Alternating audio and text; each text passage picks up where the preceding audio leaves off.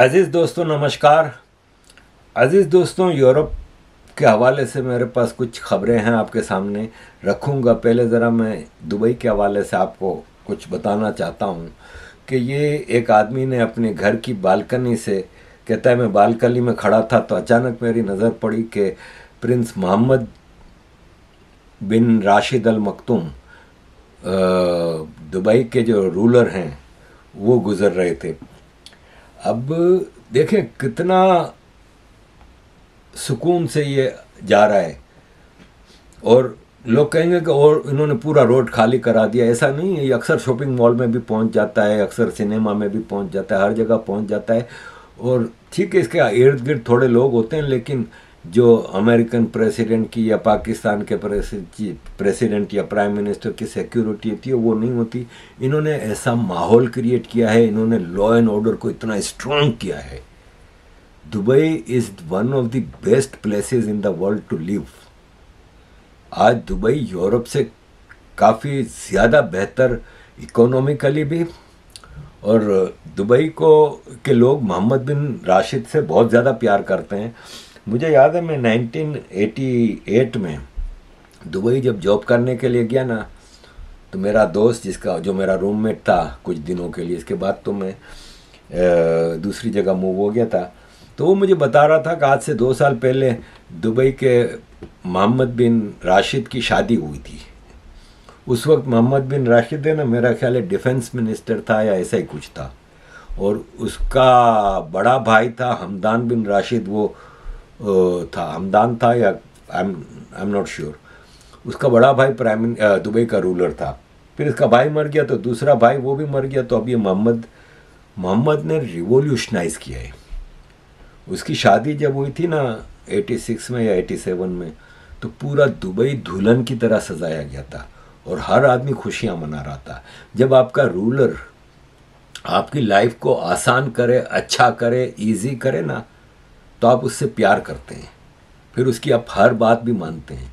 इसने एक छोटे से दुबई को, जो 1971 में आज़ाद होता है अंग्रेज़ों से, एक रेगिस्तान में छोटी सी बस्ती थी, ये इसको कहाँ से कहाँ पहुँचा दिया।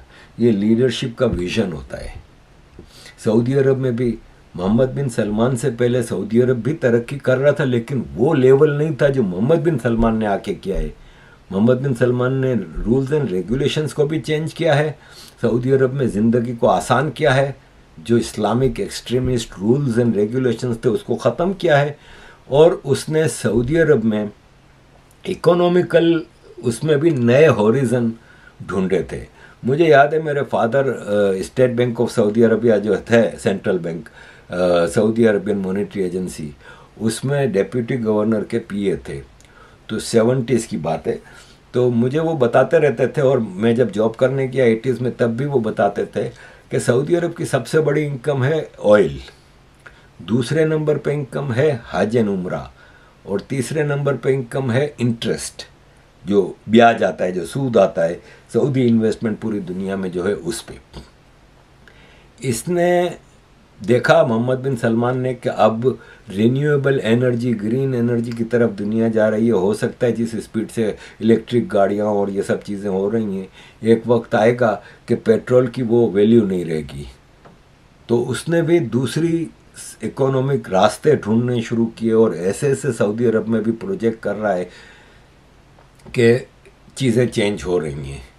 अजीज़ दोस्तों, कतर के हवाले से ये खबर आई है कि अमेरिका ने कतर को अब ख़ास तौर पर ऑर्डर दे दिया है कि अब दुकान बंद करो, टेररिज्म के जो हेड ऑफिस तुमने बनाए हुए हैं हमास के और इन सब के, बंद करो।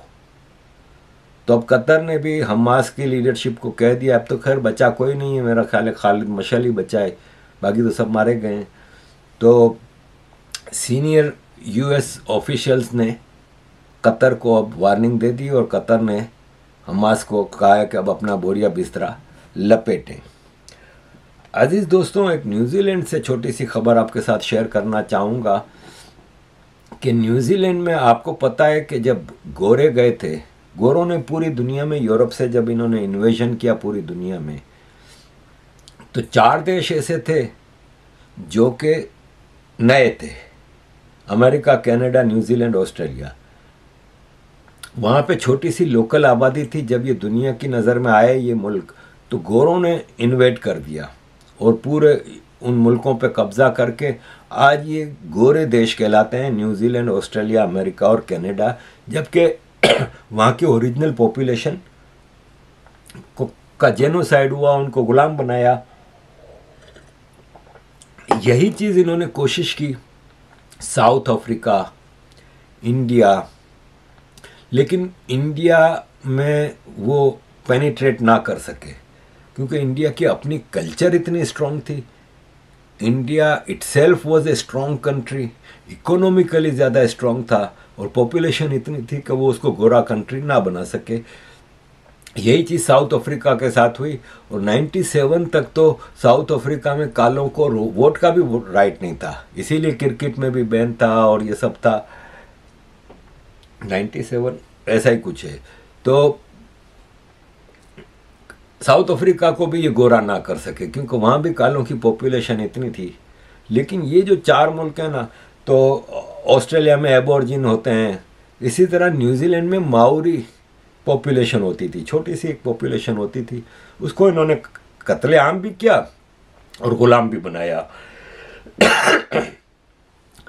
अजीज दोस्तों, वहाँ पे एक ट्रीटी थी न्यूजीलैंड में, ट्रीटी ऑफ वाइटिंगी।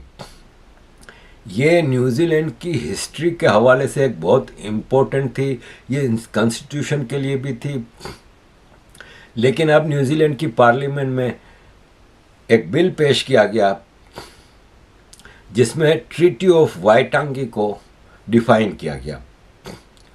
तो उस पे न्यूजीलैंड की एमपी ने पार्लियामेंट में हाका डांस किया। हाका डांस इनका ट्रेडिशनल डांस है और ये मतलब इस तरह होता है कि एक इनका ट्रेडिशनल डांस है और ये हर खुशी के मौके पे हो या तकलीफ़ के मौके पे हो, ये हाका डांस करते हैं।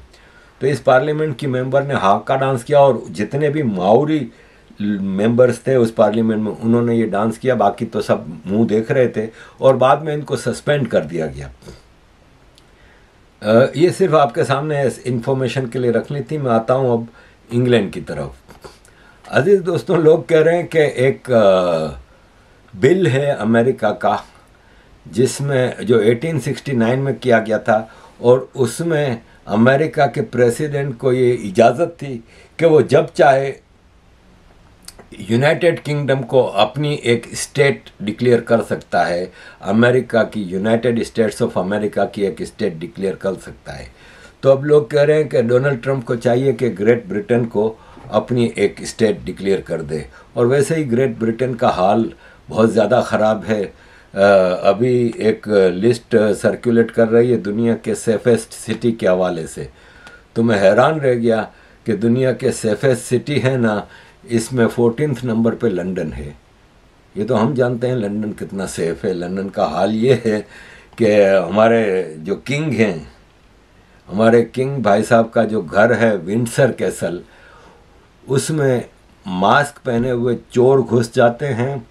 उस वक्त विंडसर कैसल में क्राउन प्रिंस विलियम और उनकी बीवी बच्चे भी सो रहे थे। चोर वहाँ पे घुस गए और वहाँ से कुछ चीज़ें चोरी करके ले भी गए। ये सिचुएशन है इस यूके की इस वक्त। अजीज़ दोस्तों, पुलिस यहाँ पे हमें कहती है कि आप पुलिस के सामने ऊंची आवाज़ में बात नहीं कर सकते, पुलिस को टारगेट नहीं कर सकते, पुलिस को फॉलो करना है, पुलिस के आगे चुपचाप सर झुका के चलना है। लेकिन यही पुलिस जब हमास के टेररिस्ट यहाँ पे प्रोटेस्ट कर रहे होते हैं और यहूदियों को और क्रिश्चियनों को मारने की बात कर रहे होते हैं, यही पुलिस जब इस्लामिक एक्सट्रीमिस्ट हिंदुओं पे हमला करते हैं, हिंदुओं के मंदिर पे हमला करते हैं, तो ये चुपचाप कोने में खड़े हो जाते हैं।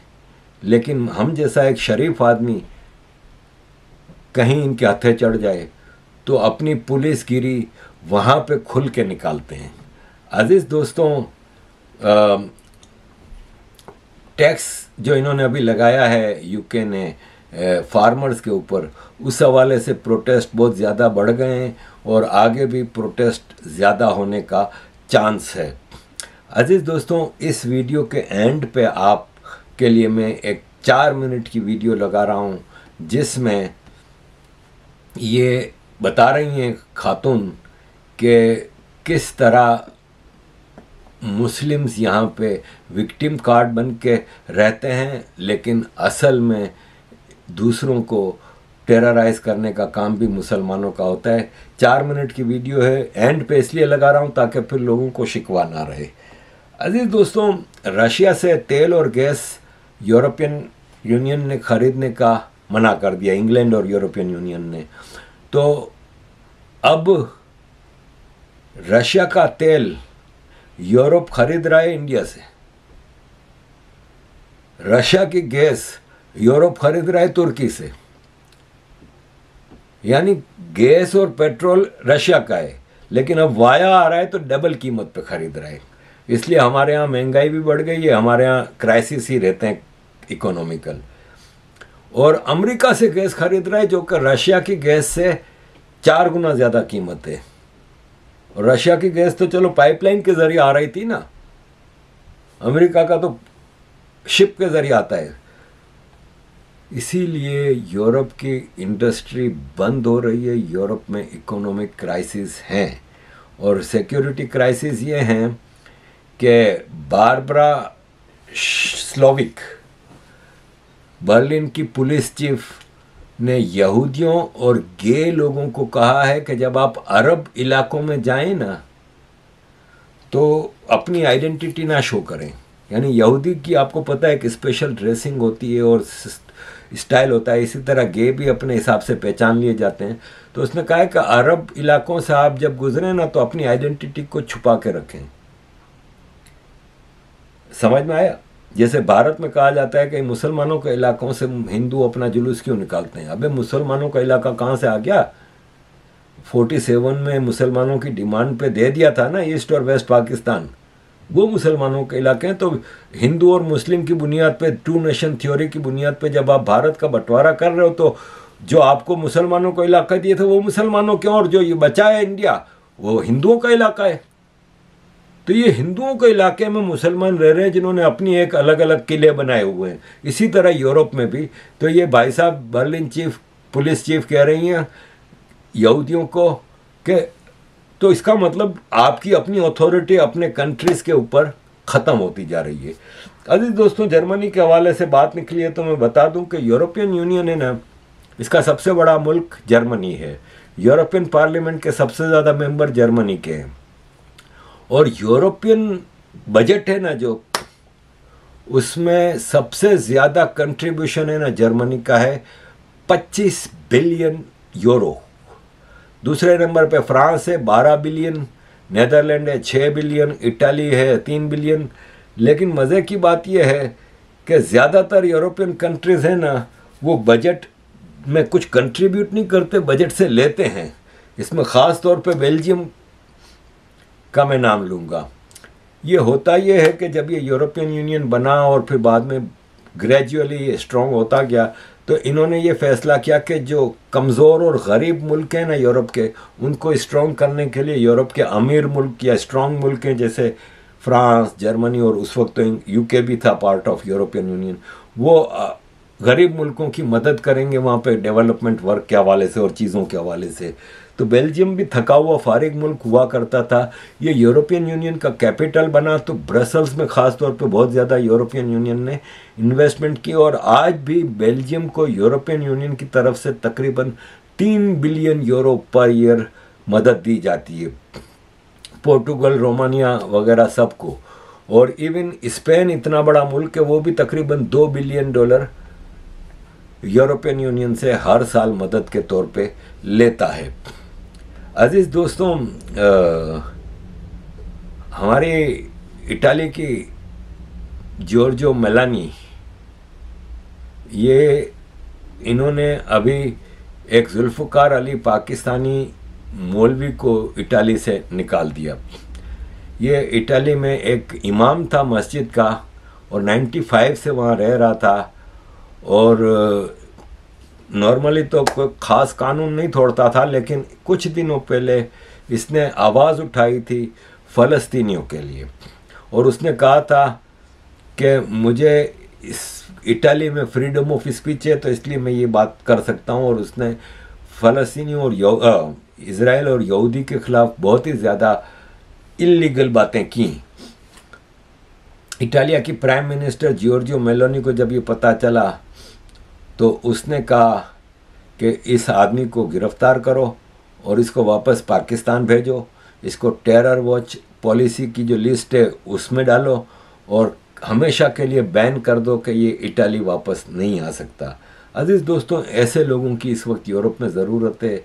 लेट्स सी कि कब फ्रांस, यूके वगैरह में इस तरह के रिवोल्यूशनरी लीडर्स आएंगे, क्योंकि हालात ये हैं कि यूरोप के, ये आप जो देख रहे हैं ना, ये आपको चांदनी चौक नहीं है ये, या ये लाहौर कराची का कोई बाज़ार नहीं है, ये पोर्टुगल है। आपको ये कहीं से पोर्टुगल या यूरोप का कोई शहर नज़र आ रहा है? ये पोर्टुगल का हाल देखें। मैं भी पोर्टुगल में 6 महीने रहा हूँ 2000 में। तो मैं 99 में बेल्जियम से स्पेन मूव हुआ था और स्पेन में तकरीबन 8 महीने रह के फिर मैं 6 महीने के लिए पोर्टुगल गया था।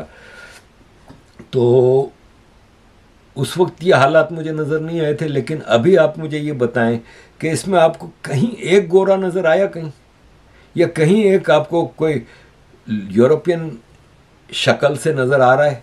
तो ये इस वक्त यहाँ की हालत है यूरोप के कई जगहों की, कई इलाकों की, इवन इधर लंदन में। मतलब कहीं हम जाते हैं तो अक्सर मैं भी अपनी बीवी से कहता हूँ, मैं कहता हूँ देख ले यार, ये तो लाहौर लग रहा है या कराची लग रहा है, यहाँ पे तो कोई लोकल तो नज़र ही नहीं आ रहा।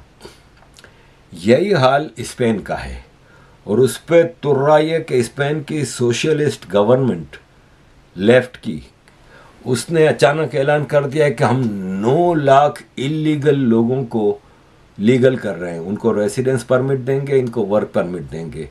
9 लाख, तकरीबन 1 मिलियन इलीगल माइग्रेंट्स को।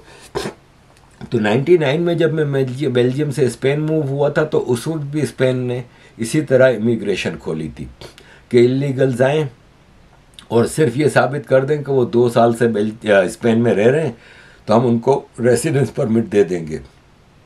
और पूरे यूरोप के इलीगल पहुंच गए थे स्पेन में, और वहाँ पे एजेंटों की मतलब चांदी हो गई थी कि एजेंटों ने जाली पेपर बना बना के लोगों को वो इमिग्रेशन दिलवाई थी और लीगल करवाया था। इस तरह की चीज़ों से ये अपने मुल्कों को, जो लेफ़्ट की गवर्नमेंट्स है ना, वो बहुत ज़्यादा ख़राब कर रहे हैं। लेट्स सी कब तक ये हिसाब किताब रहता है। अज़ीज़ दोस्तों, आज के लिए इतना ही। तो thank you very much for your support. Kindly keep supporting.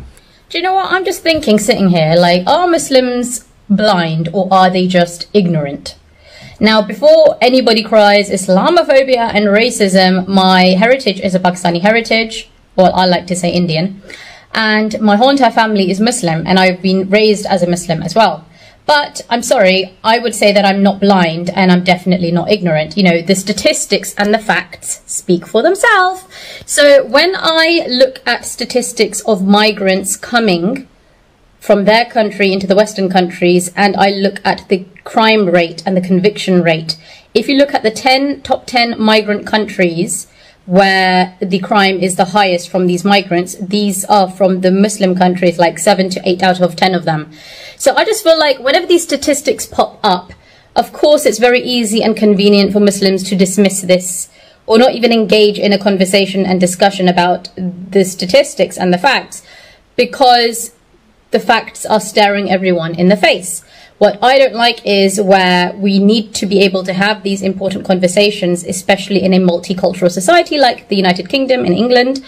But what happens is a majority of Muslims shoot down any discussion by crying Islamophobia and racism. And that is why it's so important that Muslims themselves self-reflect, criticize, and actually encourage these discussions. If you truly want, if you're a Muslim and you truly want Muslims to do well, why would you want to dismiss these discussions? Surely it's in your own interest to have these discussions so that we can help and understand why things are happening, and so we can course correct, right? So what I don't like is there are prominent Muslim figures now in both the politics in the UK and in media, Unfortunately, however, all they do is they pander to the views of the extremists and the very people who are ignorant and have not bothered to integrate and assimilate into the Western countries. So there are people like Zara Sultana, whatever her name is. I don't follow these people. And there's someone called Muhammad Husseini or something. If I get the names wrong, apologies, because I don't even follow these people. But I've seen a few snippets of them coming on the news or having debates, etc. And the Muslims love these people because the Muslims, because these people give Muslims the excuse to just sit on their ass and do nothing. These people give the Muslims the excuse of the victimhood card. These people in politics and media who are pandering to the views of these extremists and ignorant Muslims, you know, are giving these Muslims the excuse to just do nothing, you know, not address the issue, just pretend that it's someone else, it's not them. And this is why I have felt compelled to make these videos, because I feel like, look, I'm a regular person, you know, I'm not stupid. I can see the statistics for myself. When is someone who is in a prominent position in the Muslim world actually going to have the balls to address these issues? Like, and why would you not want to address these issues? You know, and I find this in a lot of the migrants where they are trying to change, I feel, some of these people are trying to change what UK is about, what Britishness is about. And they're trying to change it to a definition that would mean the least amount of work for them, right? Let's just change what Britishness means and what Englishness means, and you know, and the fact that it's the civil thing to do, it's the right thing to do, is when you move to a country, when you migrate, you're supposed to assimilate, you're supposed to integrate. But a lot of ethnic minorities coming into the Western countries, they're trying to change all of that. And that's purely from a selfish point of view, so they themselves don't have to do anything. You know, nothing should change for these people. They want the best of both worlds. They want to profit economically from the Western countries, but they do not want to bother to integrate and assimilate, and they want to have you know, best of both worlds, where they want to, for example, live in UK, but they want to live as if they're living in Pakistan. So